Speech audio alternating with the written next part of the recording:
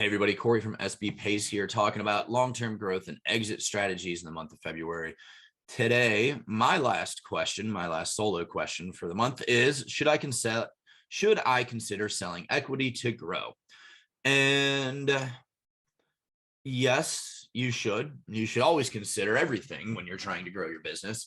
The concept of selling equity is um it's attractive to a lot of people because you don't really have to, you're not giving up anything tangible to get cash. So a lot of people, if you go on to watch Shark Tank or whatever, they're like, oh yeah, I'll just give up 30% equity for this cash injection. And it might be helpful. It might be what you need right now to grow your business, but you got to think about all the things that you're giving up. And most importantly, you want to make sure you're not giving up control of your company, because a lot of people, we talk about people buy themselves a job when they start a small business, and they left the corporate world making $85,000 a year, and now they're working twice as much for less money, but they own a small business. Like, no, like that's not always a good thing. You want to have a plan, and you don't want to sell so much of your business that you don't own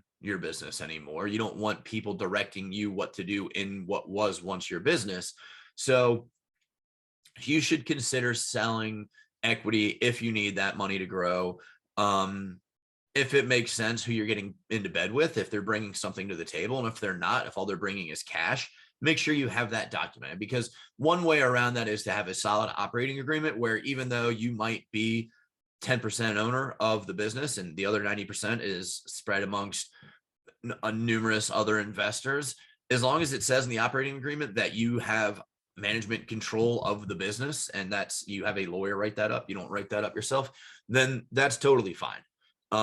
If you're okay with that, it's just your preference. Like for me, I don't want to give up control because I'm a bit of a control freak. So I'm less excited about giving up equity, but I will if I have that management agreement in the contract.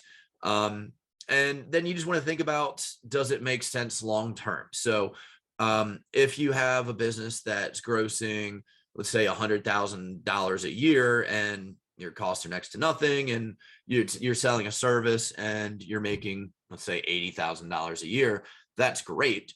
Because you don't really have to do that much work to get that 80,000 presumably. But let's say you've got a business and you're selling a product and you're grossing $1 million a year in revenue, and you own 100% of the business. Great.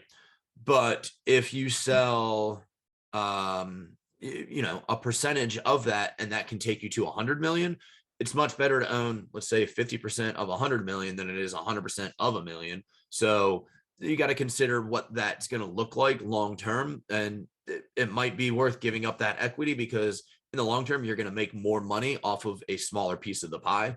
You just have to, factor that in.